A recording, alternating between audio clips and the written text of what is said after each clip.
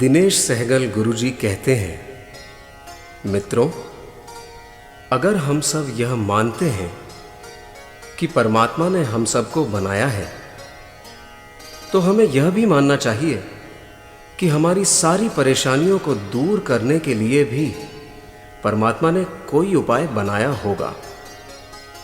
इन्हीं असंख्य उपायों का एवं जीवन जीने की कला का वर्णन हमारे वेदों और पुराणों में पाया जाता है। हमारे जीवन के विषय में कोई भी प्रश्न हो, उन सब का उत्तर केवल हमारे वेदों और पुराणों में ही प्राप्त होता है, क्योंकि इनकी रचना का मूल उद्देश्य ही है जीवन के तथ्य से अवगत कराना। इसलिए अलग अलग निराधार ग्रंथों पर विश्वास न करके हमें सिर्फ वेदोक्त एवं पुराणोक्त ज्ञान का ही सहारा लेना चाहिए। वेदों और पुराणों में वर्णित है कि निर्गुण, निराकार एवं निर्विकार परमात्मा तत्व केवल एक ही हैं। जब इन निर्गुण परमात्मा में सृष्टि रचना की इच्छा जागृत होती है, तब वे अपने आप को दो भागों में विभक्त कर लेते हैं। एक भाग पुरुष का होता है और एक भाग स्त्री का। वे निर्गुण परमात्मा सगुण पुरुष रूप में श्री कृष्ण कहलाते हैं और स्त्री रूप में भगवती दुर्गा। भगवती दुर्गा ही इन परम पुरुष श्री कृष्ण की शक्ति हैं, जिससे शक्तिमान होकर वे स्थित रहते हैं। ब्रह्मा, विष्णु, महेश, असंख्य देवी देवता ये सभी इन भगवती दुर्गा से ही उत्पन्न हुए हैं।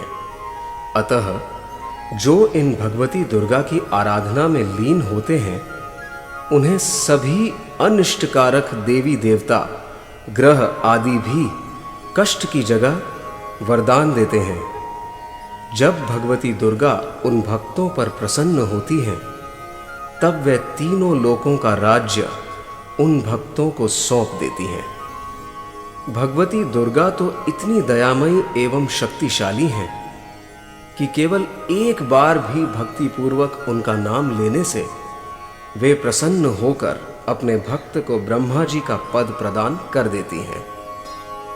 पुराणों के अनुसार देवी दुर्गा की भक्ति करने का प्रथम चरण है दुर्गा कवच का पाठ या श्रवण करके धारण करना, और दूसरा चरण है देवी दुर्गा के नामों का जप एवं उनकी स्तुति करना।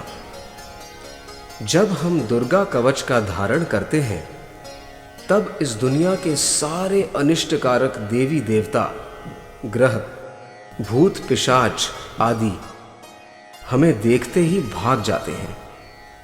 हम ऐसी स्थिति में पहुंच जाते हैं जहां हमें ना तो कोई नीचे की ओर खींच सकता है और ना ही कोई हमारा कुछ बुरा ही कर सकता है। इससे हमारे जीवन में उच्च स्तर प्राप्त करने के लिए एवं हर प्रकार के सुख प्राप्त करने के लिए असंख्य मार्ग प्रदर्शित हो जाते हैं।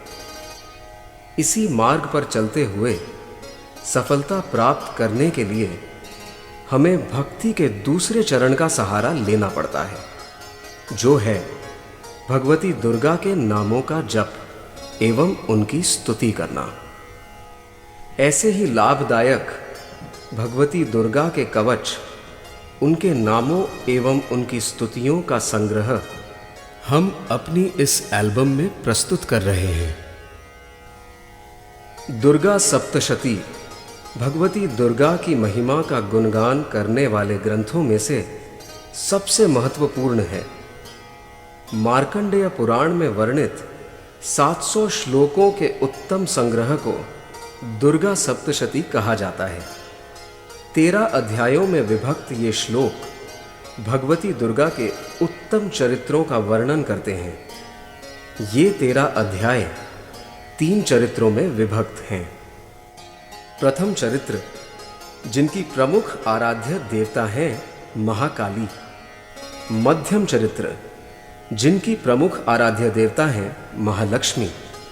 और उत्तम चरित्र, जिनकी प्रमुख आराध्य देवता हैं महासरस्वती। जो मनुष्य इन तीनों चरित्रों में वर्णित स्तुतियों का पाठ या श्रवण करता है, उन्हें कोई भी पाप छू नहीं सकता। उन पे पाप जनित आपत्तियां भी नहीं आती। उनके घरों में कभी दरिद्रता नहीं होती और ना ही उन्हें कभी प्रेमी जनों के विछोह का कष्ट भोगना पड़ता है। और भगवती दुर्गा उनकी सारी कामनाओं को पूर्ण कर देती हैं।